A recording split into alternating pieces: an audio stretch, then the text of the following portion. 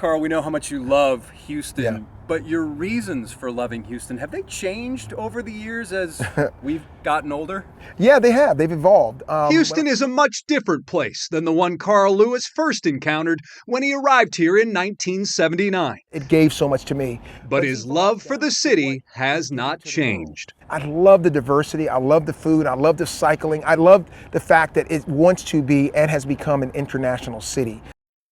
And being Grand Marshal of the annual HEB Thanksgiving Day Parade? So when you have something like this, it's very special. Though it's not the first time he's held the title Grand Marshal. 1997, Right.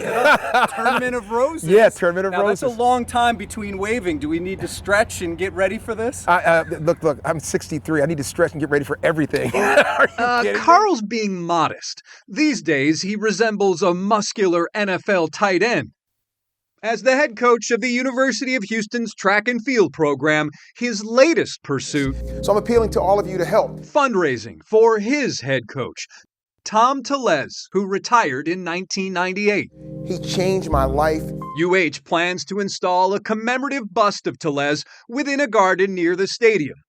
It was Tellez who built Lewis the legend through scientific training methods and a straightforward approach. I am not interested in getting any fluff.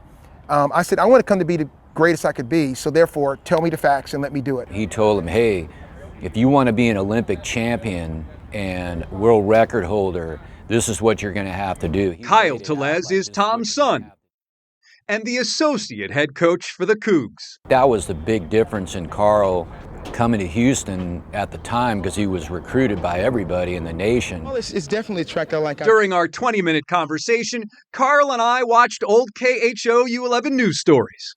You know, watching myself, I'm so young. Wow. And he revealed a Carl Lewis documentary is in the works. And since turning 60, I skydived at 61. he's still very much about setting personal records. Now the next will be, I'm going to scuba dive 63 feet. I'm taking scuba diving lessons to do that before I turn 64. So, like Houston, Carl Lewis has evolved. And even though he's no longer an Olympic athlete, it's very clear he is not slowing down. When you look into the mirror, what do you see now when you look in the mirror? I try not to see someone that's 63, but I see someone that's constantly evolving. I think one of the things I like about this stage of my life is that I'm doing a lot of things I never thought. I never wanted to coach. The people that I'm the most proud of, I admire the most are my parents. My mother was a trailblazer for women's rights and things, and my father, and they were tremendous. They were public school teachers and track club. That was their life. And now I am 60, in my 60s, and guess what? I've become my parents, the people I admire the most. So that's a happy thing.